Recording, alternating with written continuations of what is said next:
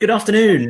Welcome to this parallel session, Governance Across Borders, What Can We Learn from the Nations and Beyond? I'm Aaron Porter, and I'm thrilled that we're able to be joined by a stellar panel who I'll introduce shortly. Just to say that the format for the session, relatively straightforward. We'll hear from each of the panelists, and then we'll open up for comments and questions, which we'd really actively encourage. So if, as the speakers are contributing, there are things that jump to mind, please use the chat box to contribute those questions, and then we'll pick those up in the final part of the session. So let me introduce our panel. I'm delighted that we can be joined by Janet Legrand. Janet is the senior lay member at the University of Edinburgh's Court. Janet's had a distinguished career in the legal profession. She was a senior partner at DLA Piper. She's served previously on the governing body of City University and on the Children's Society board, and also on the Leadership Foundation board, which was a forerunner to Advance HE. We'll then hear from Dr. Emyr Roberts, who's the chair of the University of Aberystwyth's chair of council, and also chair of the chairs in Wales. And Emyr's had a varied and interesting career. Started off in agriculture and then in the civil service in a number of senior positions. And he was also the chief executive of Natural Resources Wales.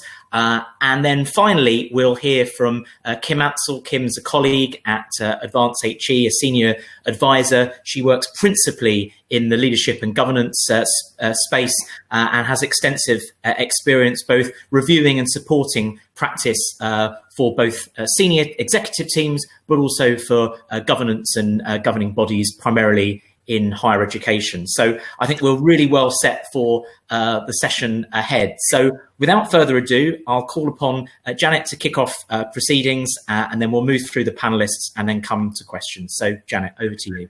Thank you, Aaron. And good afternoon, everybody. Aaron's asked me to share some early reflections on the differences between university governance in England and Scotland. And I've only been in the chair at Edinburgh since the 1st of August, so these really are early reflections. But I thought I'd touch on four things: the differing appointment process for chair of a Scottish institution, the broader composition of court, the regulatory difference, and then sector engagement generally in Scotland.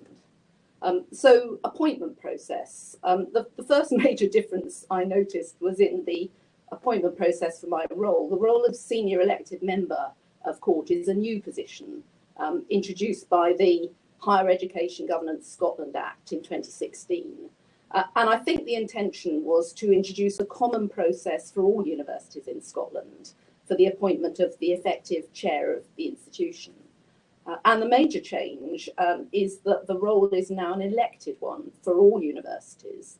And the electorate are not only the governing body, but also the staff and students. So in addition to having the normal recruitment process for a senior role, the executive search firm really have their work cut out in persuading candidates to go through a full search process and then a public election. In the event in Edinburgh, I think there were 22 candidates, and 2 candidates went through to the election process, which happened just as hustings were about to take place. So we were, I suppose, spared personal hustings, but we did have to produce candidate statements and videos. And then the voting took place in the first week of lockdown. So a slightly surreal experience. It's probably not quite as mad as that in a normal time. And I think about 10% of staff and students voted, which was thought at the time to be a reasonable outcome in all the circumstances. Wider representation. The legislation also brought in a focus on wider representation in the governance of Scottish universities and a requirement for courts to include elected trades union representation. And that has just begun at the same time I joined. We had trades union members join court. And I've been really struck by the difference in size between my experience at City, where there were 16 members of council, and Edinburgh, where there are 23 members of court, and a lot of different constituencies represented. So in addition to lay members, there are representatives of alumni, students, trades unions, professional services, Senate, the rector, which is another elected position, slightly more ceremonial.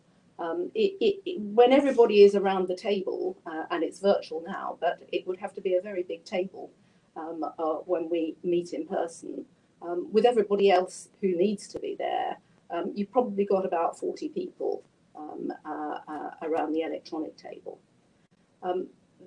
The other major difference that has struck me, and it's early days for me, but of course we're regulated by the Scottish Funding Council, not by the OFS. And my sense is that the council has a closer relationship with Scottish universities than perhaps the OFS does in England. And I suspect that may be because the sector is smaller.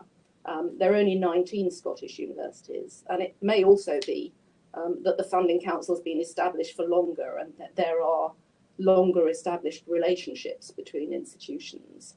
But I was struck by the fact that the Funding Council is currently undertaking a review of coherent provision and sustainability of the sector.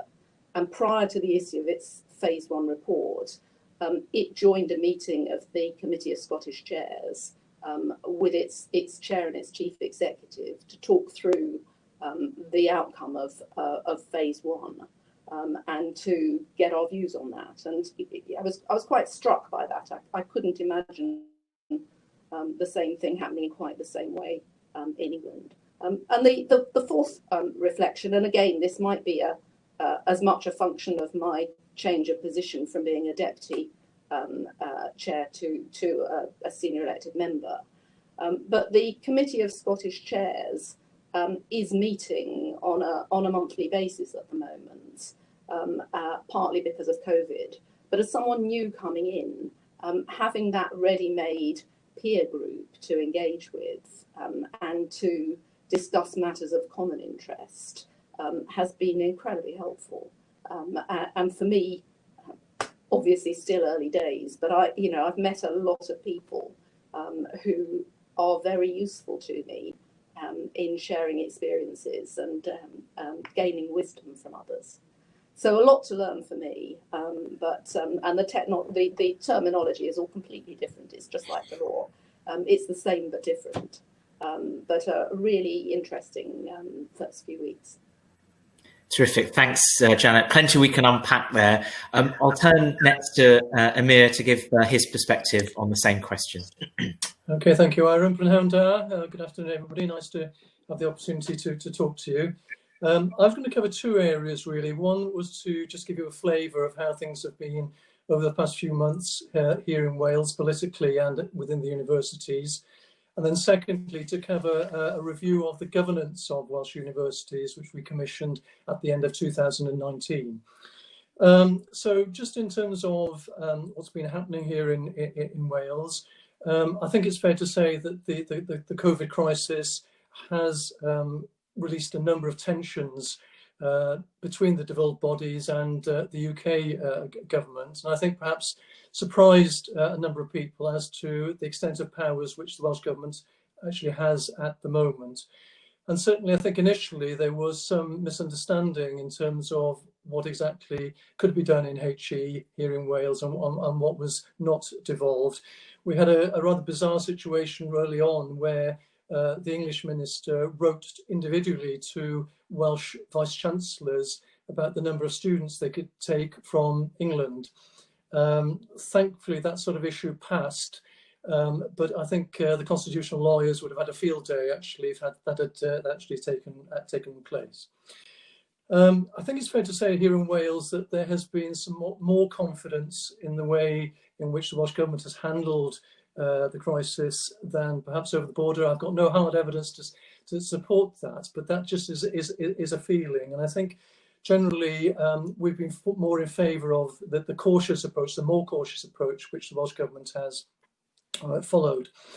I think ironically for the HE sector, it has brought us closer together over the last few months.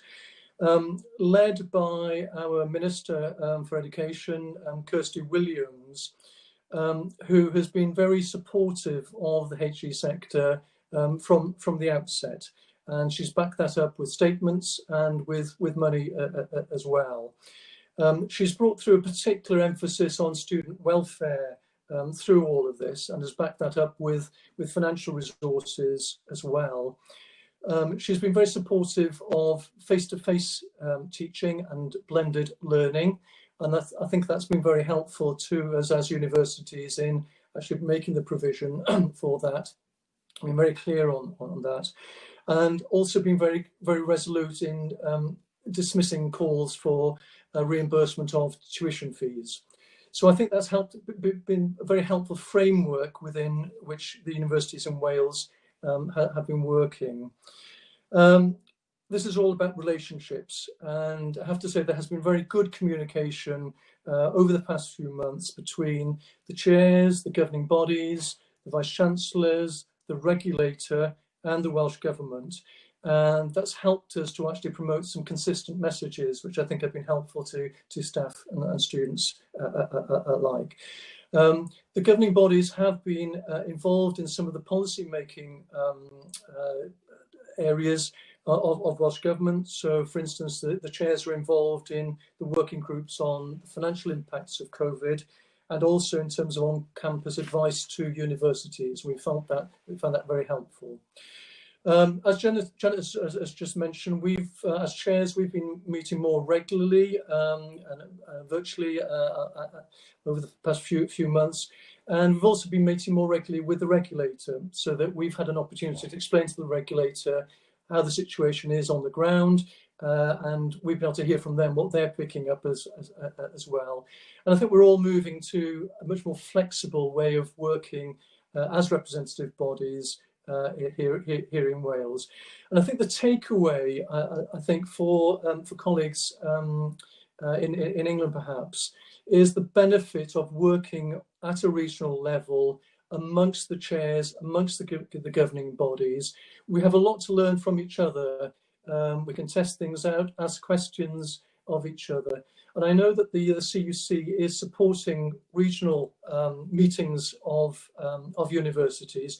And I think I'd really encourage particularly colleagues in England to follow that up, actually, because we've gained a lot out of this over the past few months. So moving on to the second issue, which is the review of governance of universities in Wales, which the chairs and the vice-chancellors jointly commissioned at the end of 2019. The background to this one is that there have been some governance failures here in universities in Wales. And we were very much picking up the impression that unless we got on top of things and responded, then things might be done to us by the regulator or perhaps by the government.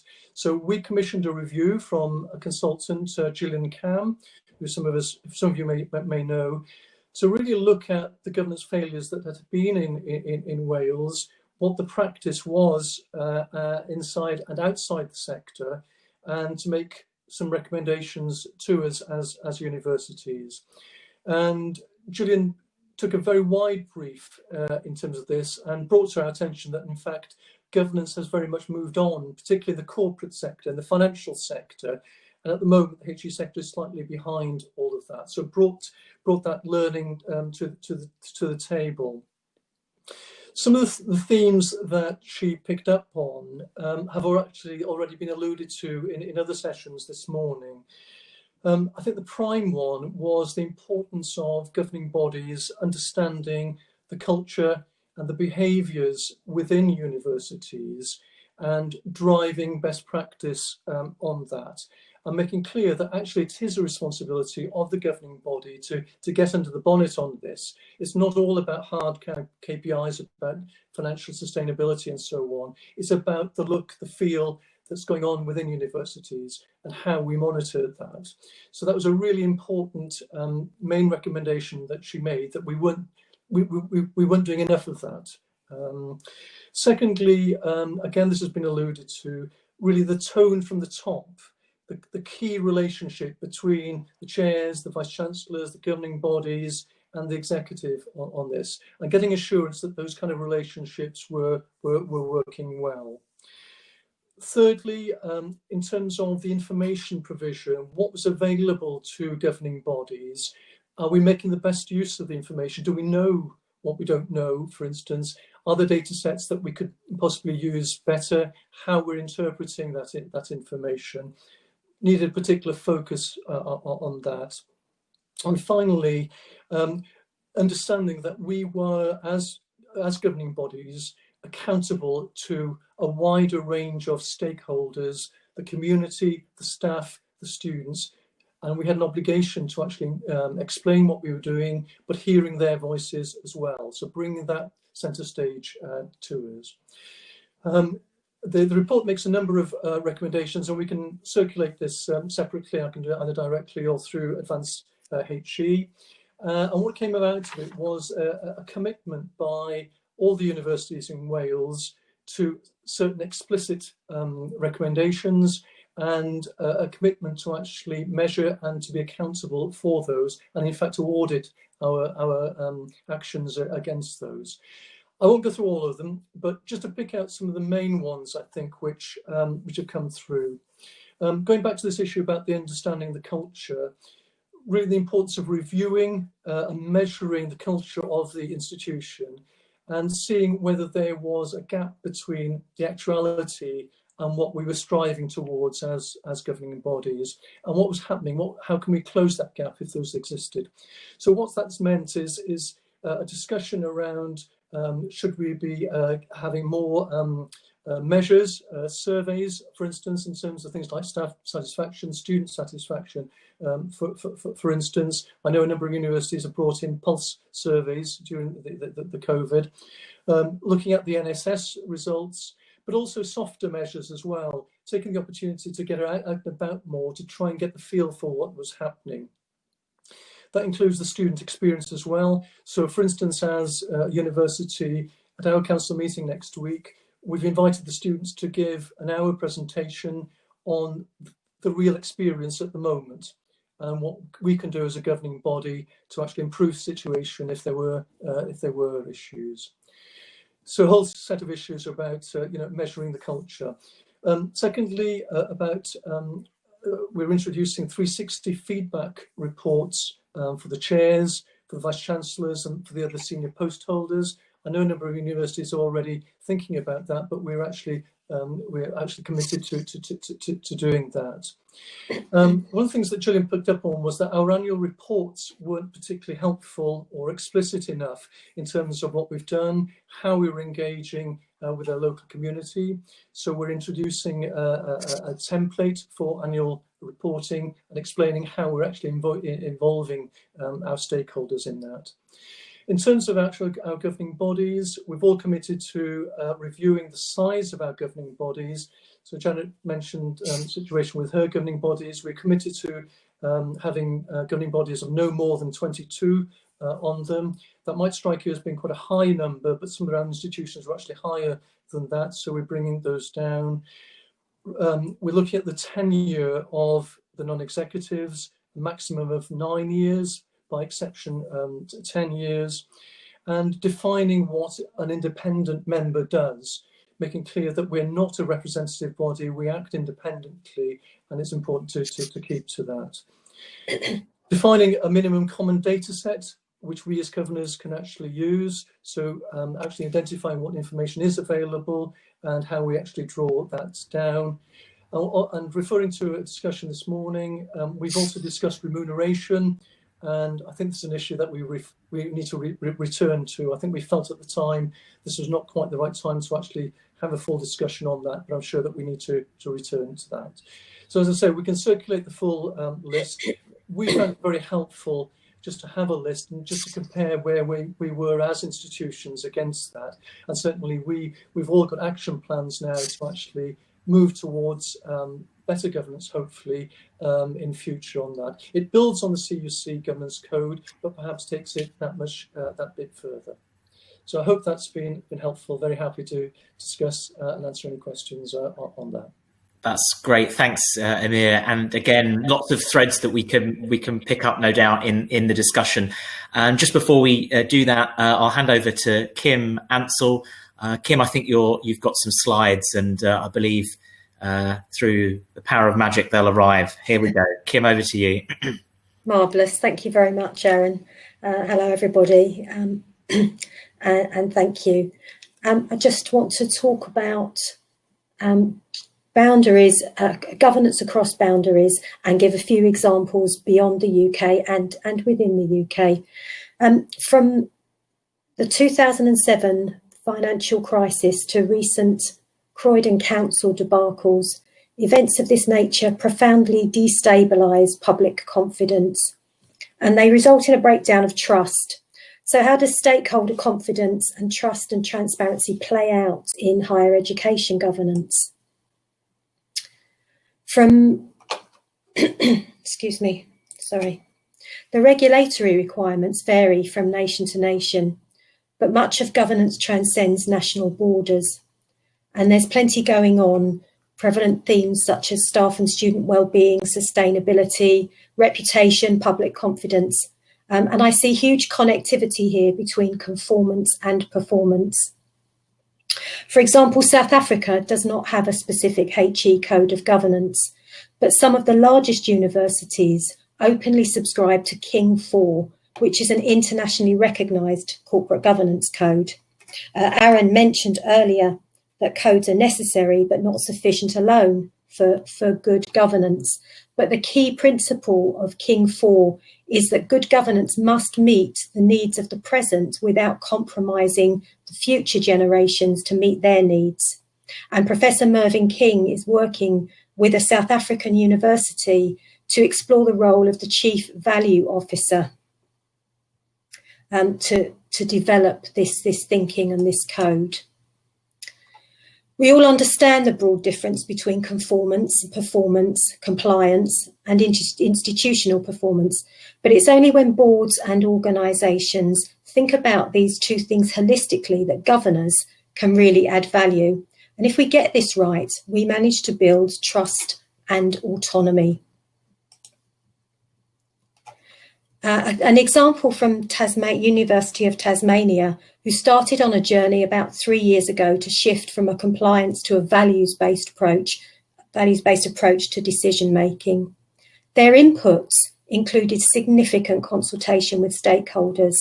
Their outputs was a reduction of governance instruments and policies from around 400 to just 41. But the biggest shift was outcomes, which was the adoption of a principles-based approach and empowering decision makers rather than a directive approach, which improved accountability and built trust with regulators and the board.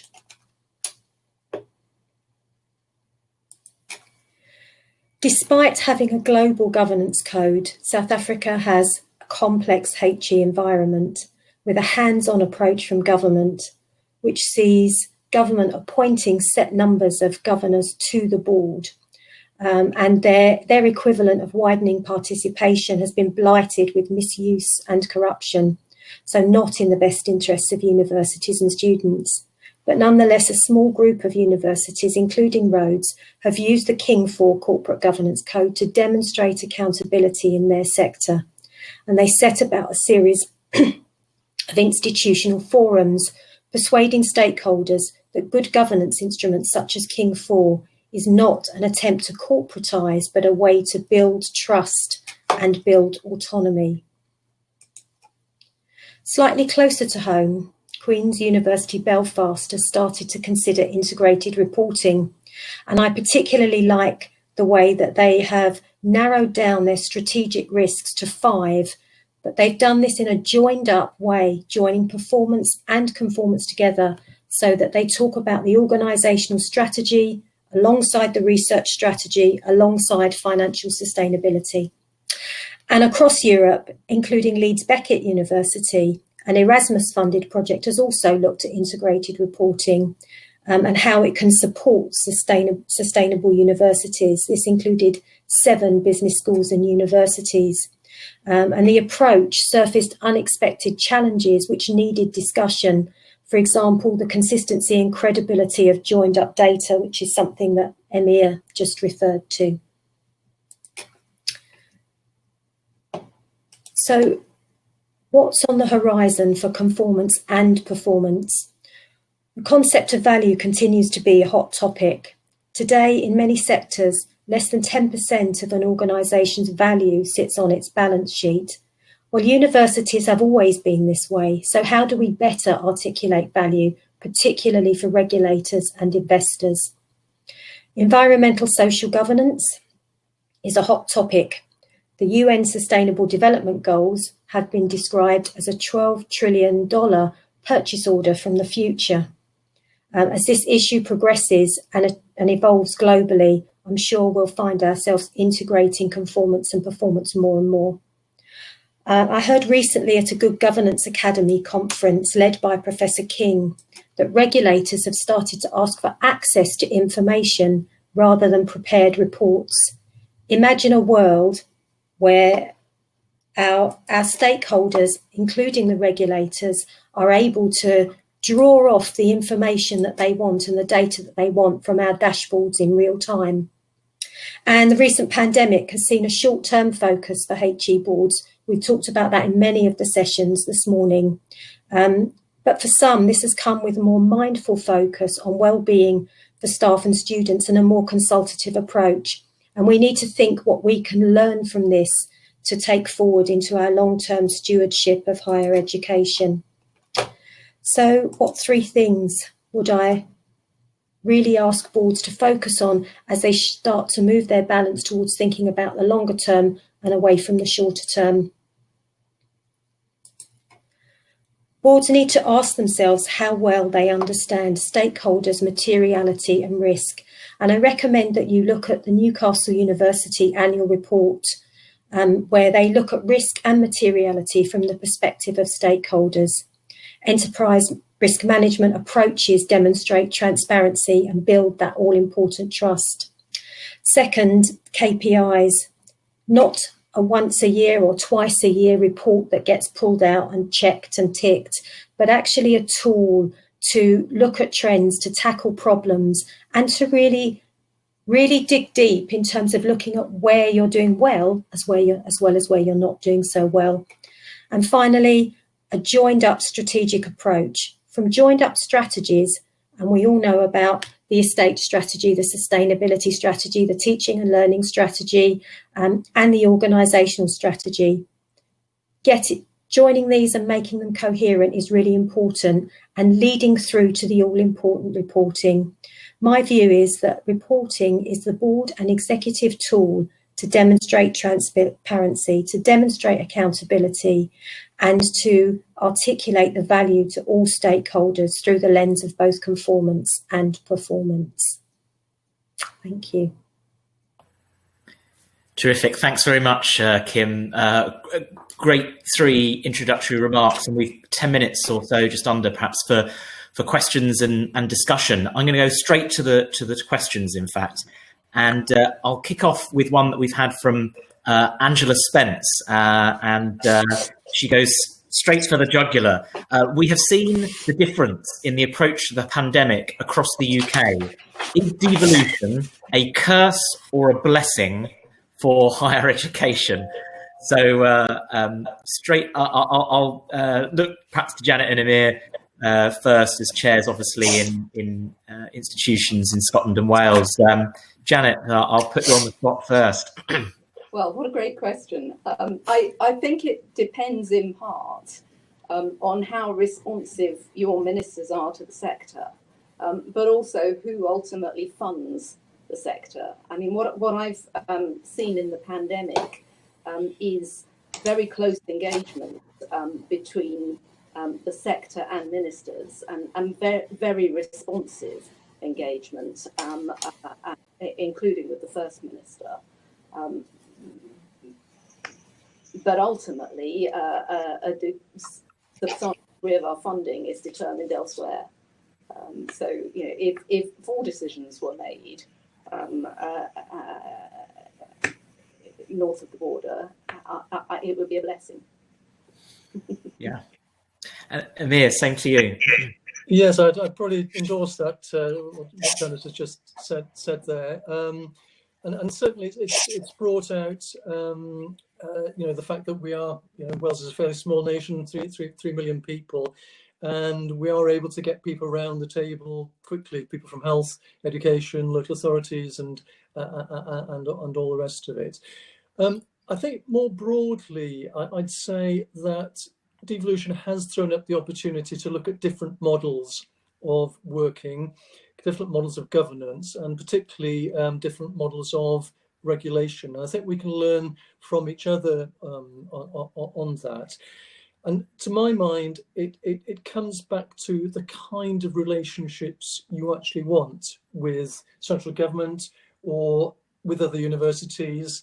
You know, what do you want here? And if I can just throw it up, you know, John Rushford made the point earlier this morning about the difference between HEFCE, the old the previous regulator, and the OFS. A different approach, a different feel, I think, to things.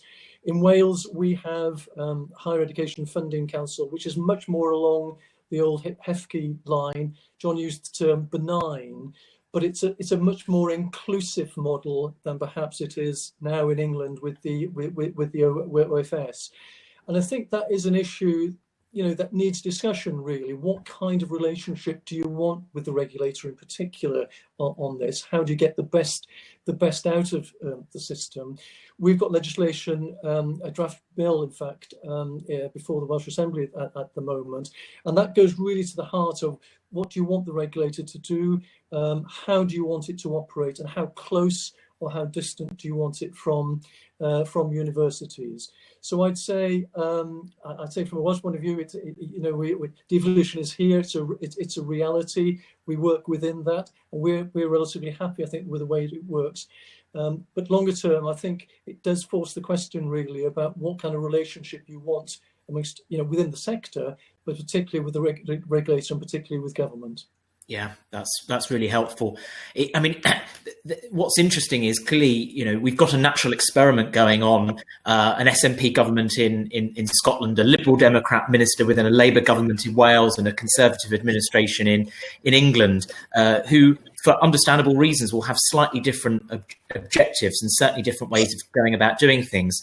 But equally, whether it's challenges around high quality learning and teaching, or student mental health, or funding, or the pandemic, these are common issues irrespective of geographical boundaries. And so I think in those respects, you don't want universities competing on student mental health or on trying to come up with a sustainable funding model at its heart. And you know, there's some real challenges both for the administrations, but also the players, the universities within that. I'm going to turn to a question from, I'm going to combine a couple actually. One from Jackie Weatherburn, who asks, in terms of the on-the-ground understanding, what are the views of the panellists on link governor programmes or governor buddy schemes, perhaps where lay governors in particular are joined up with faculties or colleagues in the institution? And Kim, specifically, I wonder whether you might say a little bit more about the Chief Value Officer. There was some interest in that. So I might begin with you, Kim, on both of those, and then go to Janet and Amir. Thank you, Aaron. Yeah. Well, just very quickly on the last question, I might just draw a parallel with university leadership and management, because for many years now, we see centralisation and decentralisation of management and leadership functions across universities and faculties. And I think the devolution issue is very similar. Change is inevitable, and we will decentralise and centralise forevermore. So I guess we need to focus on the positives. In terms of the Chief Value Officer, yeah, it's an interesting concept, and I've seen some corporates have this role in place already.